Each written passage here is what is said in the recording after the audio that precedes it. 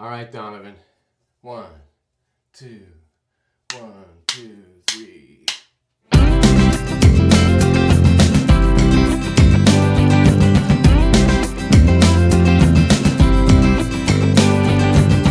Long weekend, long trip to make. Bunch of buds up at the lake. Welcome to the Indie Marketers Podcast. My name is Mike McFarland, and this is episode 8. And it's a legendary episode. We have musician, Juno Award winner, author, father, husband, podcast host, Jeremy Taggart from the Taggart And Torrens podcast, joining the Indie Marketers Podcast today. And I'm going to follow suit like I did last week. We're going to jump right into the conversation because it's such an incredible story just hearing about the growth of this podcast, and I can't wait for y'all to hear it. So let's jump right into it. We'll jump into some other shit at the end of the episode as we normally do, but for now, here it is. Jeremy Taggart. Fighting Terry was a huge mistake. Looked around, he was gone. Wasn't face down on the lawn. Searched the woods and all that, turned up his moldy jorts and a solo cup. Terry got wasted. We have drummer, musician, Juno Award winner, podcast host, father, and husband, Jeremy Taggart. Jeremy, how's it going, bud? How you doing, Mike? How's Good, it going? pal. Great to see you.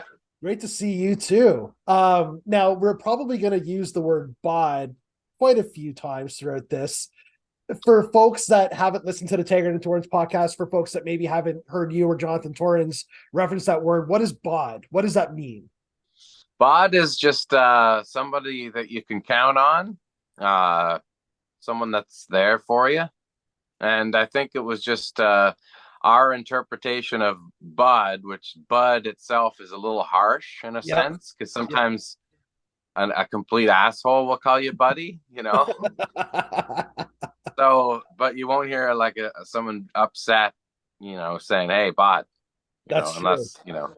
But so yeah, it was just kind of a good Canadian term of endearment in a way that caught on with just first and foremost between me and Jonathan saying it all the time, and then you know, and again, the podcast is an extension of just our friendship. Like it's our weekly catch up, you know. So Yeah, it's in a way, yeah. Let's talk about the podcast, because that's how I knew you as Jeremy Taggart, drummer from Our Lady Peace, when I was growing up, and seeing you play drums and hearing all your music. I feel like I've actually gotten to know you pretty much because of the podcast. We'll talk about that a little bit later, but I don't think Taggart and Torrens was your first venture into podcasting. I think you. No, I started the Taggart's Take podcast on. It was Alan Cross, when he was at 102.1 The Edge.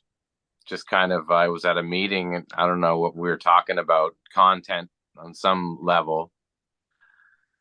And he said, what do you think about this podcasting thing? And I was like, well, I don't know anything about it, but it sounds like a pretty good idea. And yeah, so that was where Taggart's Take came from, and it ended up being on, I think, 6 chorus stations across the country, most like the rock or alternative ones. And it was sponsored by Rogers, and it was just like a 5-minute interview or 5-minute bit or whatever, 5 days a week. So that was kind of when no one even would listen to podcasts, basically. So there was no even point to track how much, how many people were listening or hearing it. So it was such an early thing into it, but and we did a lot of, Tim Oxford did it with me back then, and he was recording it always with me there. And we were into the wee hours of the morning every week, and he did a lot of work for free. It's like so much work that he did all the time.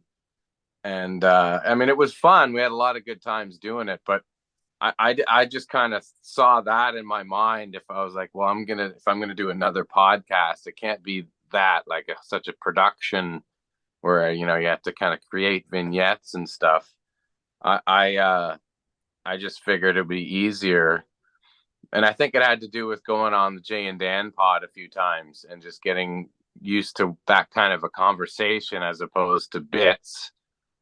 And I'd always wanted to work with Jonathan at some level because I'd known him from, when the Trailer Park Boys did OLP tours. Like they were on tour with us and became friends with those guys. So I'd known Jonathan for a long time and always wanted to do something. And I guess hearing him on the Jay and Dan pod and just knowing him, I was like, well, it'd be a lot easier and a lot more fun if I'm doing it with someone else as opposed to trying to do this alone. And he probably had the same thing in mind. I mean, he could have, because podcasting was just early still at that point. That was, I guess, not, I don't know, eight years ago almost, right? 9 years ago. Longer than that. Like 10 years ago maybe. But yeah. So we ended up just trying a few episodes together, and it was perfect. Like we even tried guests for a little, like, as you probably remember, for a few episodes, and it was just like whenever we had a guest, it would just change the whole thing. Like our conversations were different before or like afterwards, and you just couldn't kind of go at the same flow. So I was like, I think I suggested let's try no guests and see if we could solidify just the conversation. And through early tweets from people that were listening too, they really liked just him and I talking. So I guess we solidified that idea, and it made sense that like it's probably best just to have no guests and just keep rolling like that, because it's an hour, but I mean, you just enjoy conversation. That's probably why we still do it. It's just a great chat. I was gonna say, I remember hearing you on the Jay and Dan pod. For our American friends, this is Jay on Right. Dan O'Toole had a podcast when they were on TSN. That was wildly popular for quite a while. And I remember hearing you on it quite a bit, hearing Jonathan on it quite a bit. And that was, for me, I think that's how I figured you guys got together. I didn't put back together the whole him touring with OLP and the Trailer Park Boys and all of that. Yeah. But was it different for you in the sense that like you went from a very productionized podcast to all of a sudden having all of your own control and basically determining how and what format you want to do? Did you have a vision in your head, like outside of just wanting it to make it more conversational, kind of what this podcast would be with Jonathan? Well, I think that's the thing. Like, I figured if we can have an hour and two or 3 points that kind of get a real discussion that anybody could have, and then maybe a game or something funny, a bit or sketch or something. So that was kind of our point. And I think we didn't find, and especially when you do live shows, because we felt doing the same bits over and over live was not cool. Like it just gets stale right away and it's not fun anymore. So we thought, we try to add mostly improv to the live show, but it's based on that same idea of conversations or ideas, or just being able to kind of be more free with bits and stuff like that, or even if we're playing musically. So I think it's more about like it makes us happy to laugh a lot and enjoy it and look back at the recording of as just kind of, it felt good to do it, and anything else wouldn't feel that way. And we've had moments where it goes back and forth, or we have highs or lows, but it's always kind of brought back by the conversation and the respect that we have for each other. That's the thing. And then maybe because it's never been financially super successful, that's been the glue that's held it together, is just like the respect, and we're friends. Like if we weren't friends, we wouldn't be doing the podcast. You know what I mean? So we really kind of there's such a respect for each other it's even gotten to the point now that we've weathered storms, you know what I mean? And it's still strong. So it's great. And I think, just as a very early listener of the podcast, like the authentic Ground floor bod. ground floor bod. bod. And Yeah. I'll save that story for how I got involved with working with you guys for a snippet on the podcast. But I think the thing that always drove me to really enjoying your podcast was your authenticity. Like, it felt very authentic. It didn't feel rehearsed. It did feel like two guys who were just having a phone call with each other. And I think, and the other people and folks should know too, you're based in Ontario. Jonathan's based out east. So it's not like you're getting in the same room and having these conversations, which I think has been going on for close to 10 years. Yes. Which is unbelievable. Very early on, when did you start to realize that maybe you guys were onto something? Because obviously folks know who you are. People know who Jonathan is. It's not a slam dunk in terms of all of a sudden just getting people to listen to you because they know who you are. But there was definitely a groundswell, I think, with listeners who were listening. Did you guys have like a moment where you guys realized, hey, this is actually like taking off a little bit? Well, I think what's cool about it is what I think initially is why we had such a good start was anybody that knew who I was and knew who Jonathan was that tuned in. Not everybody, but a lot of people, like, they started to listen and like it right away, you know? So I think we had the factor of the checking it out, but it's a lot of those people stuck with it from the beginning. And like, they're either a fan of OLP and anything that I was doing, or Jonathan's roles, you know, famous roles and classic roles that he's done, but also knowing how cool he is and how not much of a nice person he is. So I think those people that initially listened kind of kept listening. And then we were just so low tech and not knowing how to do it. And we still are so terrible. We just didn't know how to get anything past SoundCloud and to get on iTunes. So we're, you know, asking you, and we're asking, I think Sean Woodley helped out, who works at TSN, to finally get us onto iTunes. And we had the kind of a really nice groundswell on iTunes when we started there, and it just kind of continued. So it's that's really been what it is. And also through the pandemic, I think a lot of people look forward to the pod because, you know, either when we're holed up at home or just kind of sick and tired of the same old rigmarole that's been happening with, you know, everybody just feeling like, when's this shit gonna end? You know what I mean? So that was good too, I think. And I think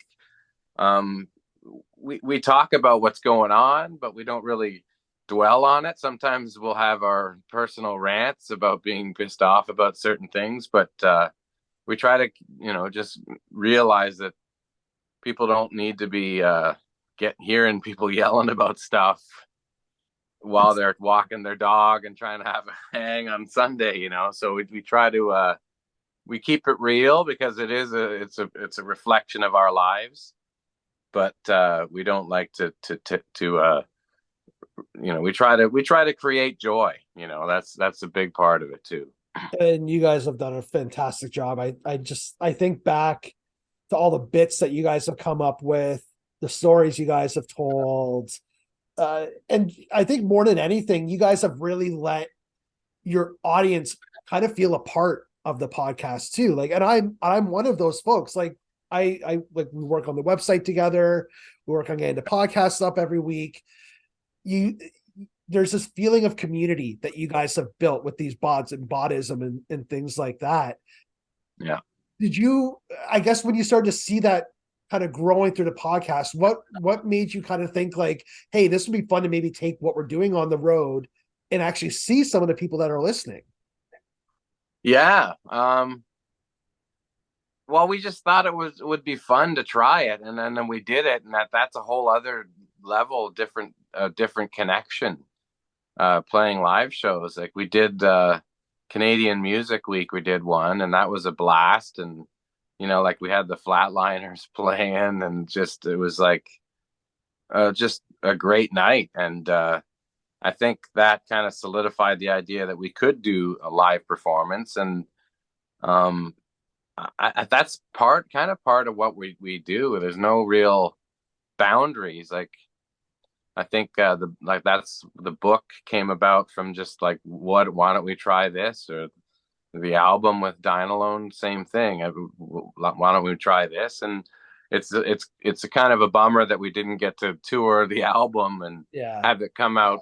I mean, it was right smack in the middle of the beginning of the pandemic, so it was a terrible time to try and do anything live. There was no There was live. no live.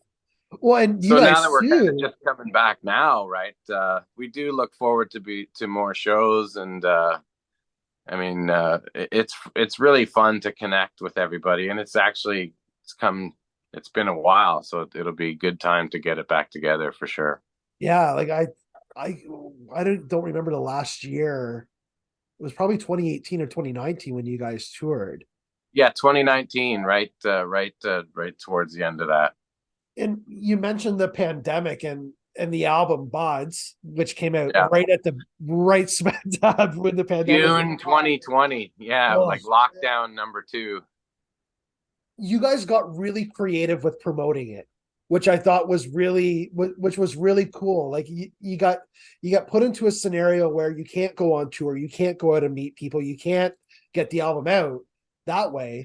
You go to YouTube and you start creating music videos for the songs on the album, but you're both doing it from Yeah, your homes. What was that Zoom like? videos. Yeah.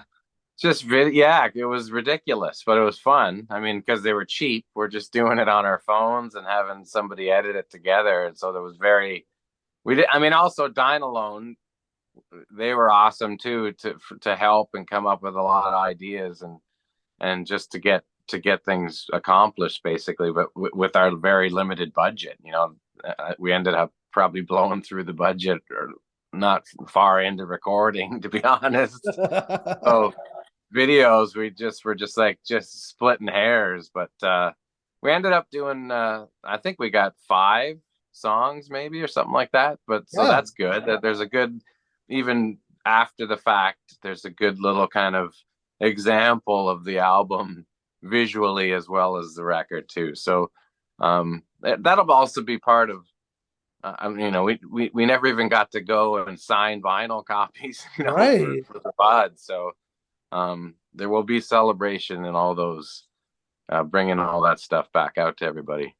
Awesome. No, and I very much look forward to when you guys go back on the road because it's always, I think I mentioned community. It's, I think one of the coolest things that you guys really promote about these shows, again, it's that sense of community. And when you go and you meet people, it doesn't matter if you've never met someone before or whatnot. There's a connection, and you guys have genuinely built connections with people. Like I'm friends with people that I've never met or only met a few times literally because of your podcast. That's And awesome. I think it's powerful in the sense that you're able to use a medium like that to kind of elicit that sort of reaction. Has, I guess, with the idea of podcasting, have you guys ever thought about doing more outside of podcasting? So we talked about we haven't really talked about the book. We'll talk about the book. We talked about the album. Do you guys see it as a springboard to do other things as well? Yeah, but it has to be something that's feels right. We've had some silly ideas that you might have to wrestle through, and those ones just end up being, it's not good because it doesn't come from the right place. Right. It has to be something that makes sense. Like it makes sense with the book because we're telling stories and we're explaining stuff about Canada or whatever. And with the album, it makes perfect sense because of the music side, and also the fact that we both can play, and just the different characters and all of the fun that we can have with that. So it makes perfect sense. Outside of that, I mean, it's more situations than actual, models. But you never know. There's always like we tried TV a little bit, but Yep. TV landscape has changed a lot. So I think it has to kind of make sense for it to work at this point, for sure. Yeah. What do you enjoy about podcasting? I mean, outside of talking to Jonathan, it's like you got into podcasting when podcasting wasn't really a thing. Now it's obviously very, very much a thing. What's Yeah. kept you motivated to want to continue to do it, especially Taggart and Torrens, like pretty much every week for 10 years? Yeah, because I still think, like it's like, we're gonna be huge, Jonathan. This thing's gonna be huge. There's still that thought in my head. Oh no, just keep plugging away. It's gonna be big. I think it's more of that. There's a lot of people that listen to it and kind of rely on it in a sense, because we get so much feedback from people online that or we run into, like, I run into people in such odd places that I'd be like, really, you listen to the podcast? And it's like, yeah, man, I love it. That happens. It happens enough, like out in public, that I'm like, yeah, well, it makes sense that, like, we should keep doing it, because there's people all over the place that have a great time with it. Absolutely. And they kind of, and it's been going on now so long that they just get used to that little snip of that conversation or the feeling that we create. So, and like you said, we haven't really changed it from the get-go, so it is always going to be us just being real, for sure. Yeah. What would you tell someone like myself? Like, this is my 8th episode of my own podcast. What would you tell someone like me who is getting into the podcast industry like very early on? Well, I mean, I don't think I would create a podcast unless I can fill it with listenable content. You know what I mean?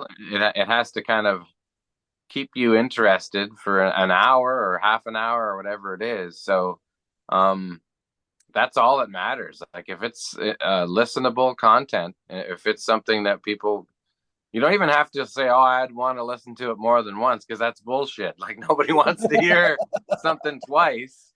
So it's just to be like, oh, that's like something I either learned something, or I had a couple laughs, or, just something that is listenable from beginning to end. And that's it. So I know there's people that, like, I talk to friends. I'm never the guy like, oh, did you listen to this episode? Did you listen to that? But like, I'm sure there's people that are both like, I tried to listen to it and I can't handle it, or I listened to it and I liked it, or it's like so there's no like thing we're doing right or could do more of that I think would make people listen to it more. So it always comes back to I know the reason we do it is because we have a good time doing it. It's fun to do it. So that's the other thing, because you have to put them out every week, and it's easy to say. You're like, oh, there's so much time in a week, but once you've done like 5, 6, 7, it's like, oh man, I gotta have this in for this, because there's always like 3 days of this, and then by the end of it, you've missed the window for it to come out. Like, and it's like, because we have, Jonathan's recording his stuff, I'm recording my stuff. We send it to Tim Oxford, who's always on tour with the Arkells or in the studio, so he's super busy. He has to find time. So there's all kinds of different moving parts, and we have to get it to you on time, because you got to put the ads in all the tags. Like, so there's a lot of like if one moving part happens, like, oh, we're out for a week, like we're off the rails for a week, and it happens. Like, that's the way it rolls. But I mean, just have to keep in mind that if you're going to do a podcast, it's all about getting it out there. Just keep it going, and don't put something out that's like, that was, that just was kind of boring, or then redo it. Have something happen in every one that makes you feel like, this is what I'm trying to do. Did I achieve that goal in this episode? Did I at least have some kind of checklist in your mind that works? But at the end of the day, it has to be listenable, something that's just like, because when you're having conversations with friends, that's all those are. Like, if you had a Yep. good time, you had a good conversation probably, or made some good laughs or some cracks or whatever, right? Like, there's always those things. Those are the hooks of life, have to be in the podcast, right? Absolutely. Absolutely. Yeah, I think like a few, like for me, even though like this conversation may only be like 45 minutes to an hour, it's the work before and after that you don't really Yeah, think about sometimes. And I know, especially I know all of it because I see you guys do it every week. I know, especially because you're doing the video too, right? So that means you might have to add some logos or something on, like, There's so much shit, man. It's crazy. It's yeah, crazy. But and in all honesty, I can't like the fact that for lack for like pretty much the four of us, me, you, Jono, and Tim, have yeah, somehow kept this going for 10 years. I know, it's like amazing. like the back and forth, and yeah, dealing with Tim's, he's on stage at Coachella right now.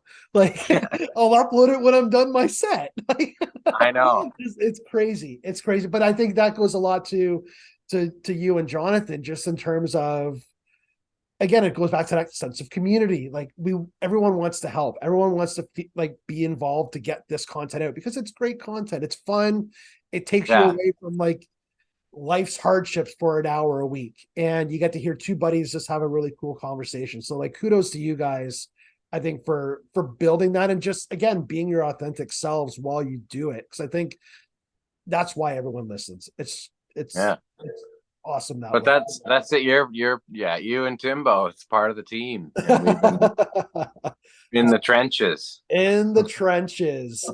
I kind of alluded to the book. I want to talk about the book a little bit because that was, I guess, like the first or the second kind of, I don't want to say spin-off from the podcast you guys toured, but then the book kind of came about. And you mentioned that was it something that you guys were just interested in trying? Were you approached? Was it just Yeah. another way to get your content out in just in a different format? Well, I mean, the amazing Jay Onright, who had done Anchor Boy, right? Anchor Man. Uh, ta-da! Anchor Boy. Yeah, he did Anchor Boy, and Doug Richmond was working on that book with HarperCollins with him, and he was nice enough to uh, introduce me to Doug, and I had a great conversation with Doug about writing a book possibly, and he said, "Well, I mean, he kind of, I'm not Jay Onright, and I don't have a TV show on TV, so it's difficult to just get anybody to write a book." But he was Sure. interested in it, and I had some kind of clout in a manner. And the stuff that I had written that I let him see, he was like, "Well, yeah," because I guess he felt there was quality to the writing. And then I think I talked to Jonathan about it, and I don't know where it came up, but again, it clicked in. Well, why don't we do it with Jonathan, and then uh, have the book be about Canada and the pod and our individual stories of our lives. And at that point, Doug was like, "Well, that's like a home run. I could just take that in and get that sold to the guys upstairs, no problem." So, and he was correct. Like, he barely had to talk about it. So, that was it. That was how the book kind of got born, and it was great. It was a great move for us, and uh, Jonathan did a great job quarterbacking it in terms of like just the grunt work of grinding out thousands of words. He definitely helped me out a lot. I had to cut out a couple chapters that ended up being a little too personal. So, he definitely aided me for sure. So, but it was a great process. And then the audio side with Audible, it took me like 3 sessions, three different days to do the book, and took Jonathan like one. He was probably done early, right? It's like, to Actors. read the whole entire book, right? I'm like flubbing words and tripping over sentences, and Jonathan's just pounding it and finishing it. Book whole page, yeah. So it's pretty cool. Yeah, It's it's like your own personal history of going across Canada. And then Yeah. again, you got listeners to the podcast to share their stories about growing up in certain regions of Canada too. So again, you continue to always bring in community, which again just works so well from an engagement standpoint, and just making people feel like they're involved and like they're a part of what you guys are doing too. So we talked about the book, we talked about the album, we talked about the tours, we've talked about, like, again, you guys have done this for about 10 years now. You still love doing this. What's the plan for TNT in the future? Well, I mean, we got to get back to doing some live shows, that's for sure. And I keep on keeping on has been just for the pod, and that's it. I think some live stuff. I think getting back out there and seeing the bahds in front of the lights really needs to get back into it. So, yeah, I think, and it's busy times and busy lives. Like this podcast, it's like whenever there's stuff going on, it's really difficult to get it done and get it in properly. So now that our kids are getting older and they're not just babies in the house and they're running around and they got teenager stuff to do in lives, so it just makes your life more and more drive and chauffeur stuff and getting stuff done. Absolutely. So yeah, we have to carve out some time to do some shows for sure. And it's we do it all by ourselves. That's the thing, right? Like we don't have agents or managers that are like 24/7 off after that stuff. So and we that's the way we want it. We've tried other things, but this is the best way for it is to work for us. So outside of an agent would be nice, but I was just going to hit on that. And maybe folks don't know, or I don't want to say appreciate, because they probably don't know. It's literally you two. Yeah. It's a business. Don't get me wrong, but it's you two who are driving across the country together to go on tours, who are pulling merch to show after show, and the way that even the podcast is done, it's like it goes to Tim, it goes to you guys, it goes to Tim, it comes to me. It's very indie, I guess you can call it. Totally. And punk rock. Yeah, very punk rock. And you kind of answered my next question. You guys envision potential, I don't want to say growing it, because it's grown for sure, but adding more, I guess, back end business to it. But it sounds like that's not the way that you guys want to operate. Yeah, I mean, not unless like there's an influx of corporation cash for it. Like if there was all of a sudden massive money that was coming in that could fund that kind of stuff, sure. But I just don't see that happening with how things, like, because it is what it is. The marketplace is what it is, and there's only like 2 podcasts that make tons of money and the rest of them don't. That's it. Even like, oh, I know that podcast. Like, yeah, you know that podcast, but like here's the real numbers. Like, oh yeah, I guess. Well, don't downplay. I mean, you guys have had millions of listens. Like, no, absolutely, for sure. But it's crazy. just now even more than before how to monetize a podcast. It's difficult. So even with a lot of listens. So like again, you have to really love what you're doing and grind it out, and that's the best way to do it. But the bottom line is, we're trying. It might be difficult cultivating advertising to match that. But there's no reason why we can't do live shows or live events in that regard that would help facilitate more help business wise. So yeah, never say never, but again it's me and Jonathan doing it, so it's not like we're going into the office and getting phone calls going all day about TNT. Yeah, that's fair enough.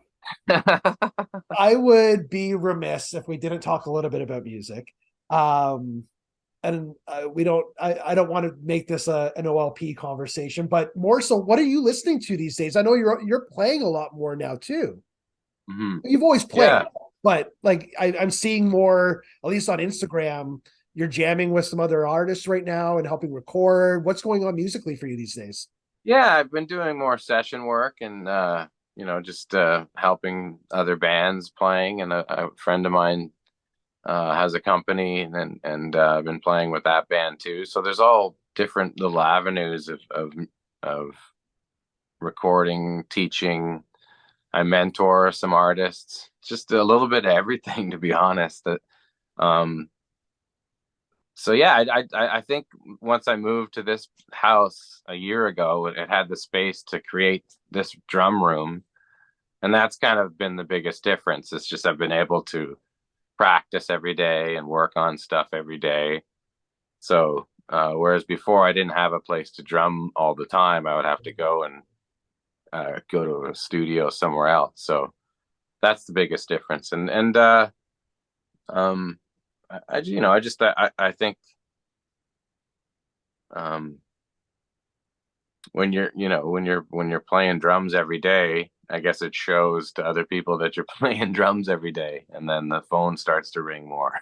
Well, hey, you put it out there, you're going to get the attention, which is not a bad thing. So, Yeah, no, it's good. any bands you're listening to specifically these days? I keep listening, going further and further back. I mean, I listen to like modern stations. You know how iTunes or Spotify or whatever will have like things that you like that might be new. Most of it's terrible, but the odd one catches on. But I've really been going further back decades, and sometimes I'll just go to like 1966 R&B charts, and just fire that up, and or I'll listen to old like the non-singles of great records, like whether it be Bee Gees or Jerry Rafferty or what, just like weird British rock bands. Also, the studio musicians in the 80s and 70s in America, like my Jeff Porcaro is a great drummer, and I'll look at records that Jeff Porcaro played on, or I'll look at Jim Gordon records or Jim Keltner, or different drummers that I like. I'll just kind of go through their catalogs, but I really like listening to music that's live off the floor. So it's pretty hard to find bands that do that now. It's more of a niche, I guess, now to find, but like everything in the 60s, 70s, and 80s were, not necessarily the 80s, but those other decades were just a band playing in a room together and just mics. That's how you get real energy, I think, the essence of performing, for sure. Absolutely. Absolutely. And I'm going to fanboy here for a second. What is your favorite OLP song to drum? Well, I'd always like Stealing Babies because Elvin Jones played on it. Absolutely. And he was my drumming idol, I guess. And he played with John Coltrane, who's an incredible jazz artist. And, it's amazing to get to know Elvin, but to get to watch him play and then play drums on top of his drums, like in terms of recording, it was just an amazing experience, man. And so it's hard not to pick that song, because when I learned that beat and that song, I actually just like it affected. I learned so much of the pivot points that were involved with kind of playing on top of it. I was like, it just kind of changed the way I think in a lot of ways, just how he played time. So just by having to copy it and get the feel, it really opened doors for me in a sense, Awesome. Well, that's great. And I love when music can do that. Not just like hearing it, but playing it too. Like I'm a very, very average guitarist, and I'm the same way. It's like when you learn that new technique, you learn that new thing. It's just like, this has opened up a whole new can of worms for me to like try all this new stuff that I never thought I could do before, or never thought I could play before. It's awesome. listen, man, I don't want to take up too much of your time. Thank you so much, pal. Like, again, it's uh awesome to hear. I think your perspective on the podcast. Podcasting is such a big thing, especially in the industry that I'm in. So getting someone who's done this for probably longer than a lot of people have, really cool perspective. So I really appreciate you sharing all your knowledge and experience there. How can people get a hold of you? How can people listen to you? Where can people find you? You can get me on Instagram at Taggar7, Taggar7. The joke was like the T and the 7 look like T's, so it's like looks like Taggart. But Twitter is just Taggart7, Taggart7, and that's and Taggart and Torrens.ca. Thanks to you, right? All these years later, it's still alive. Yeah, It needs a bit of a facelift, but I'll get there. Well, that's okay. It's got all the info. It's got exactly. We got episode recaps there from our Bob Ricky, which is awesome.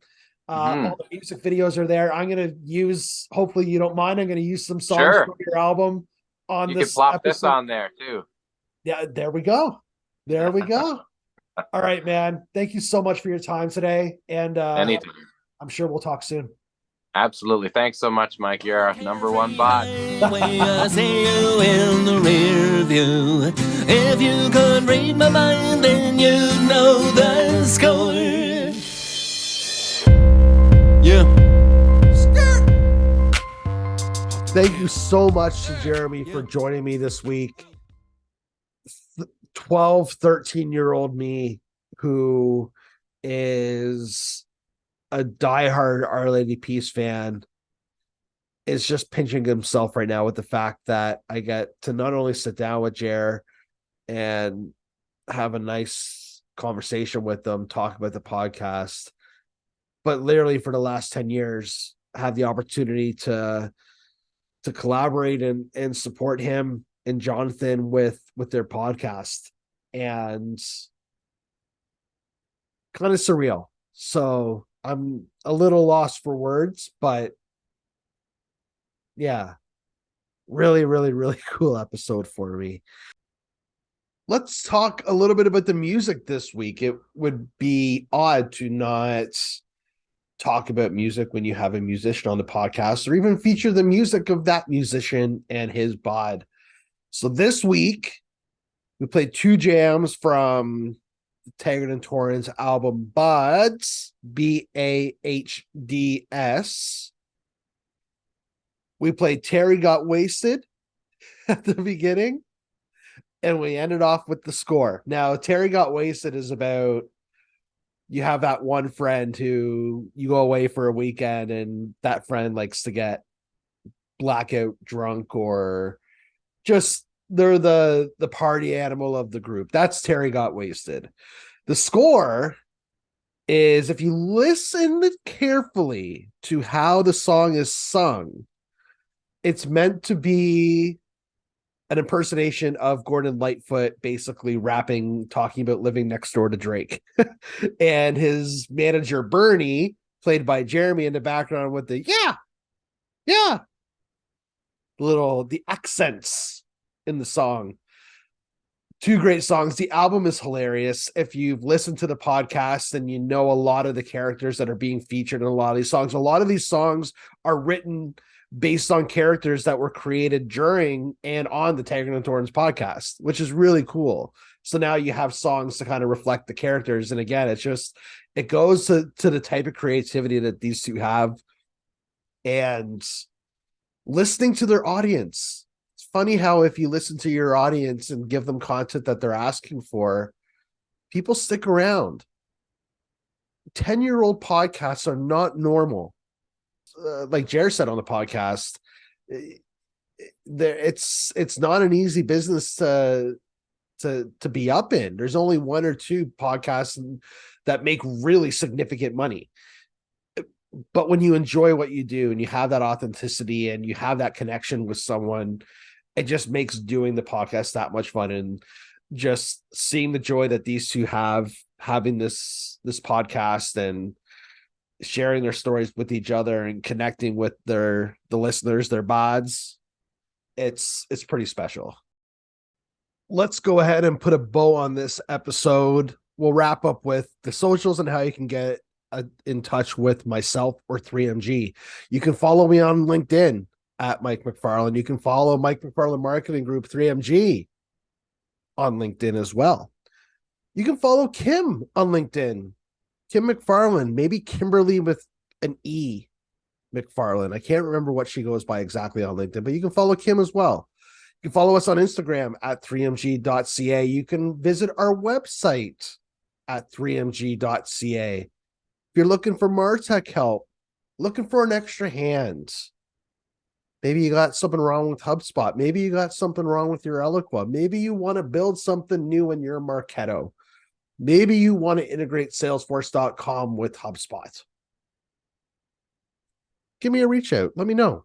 Happy to chat with you. Until next week or next time. 10,000 square feet with a 3-level deck. Crowds on their feet, wondering where I got this sick beat. Drizzy is my neighbor, he lives just across the street. He invites me over, borrows my lawnmower. We head to the club in our twin Range Rovers. Courtside at the Raptors, tacked to the rafters. Messiah and Larry Obi at the private party after. Rainy day, people think they got me on the run, but the haters going down like the wreck of the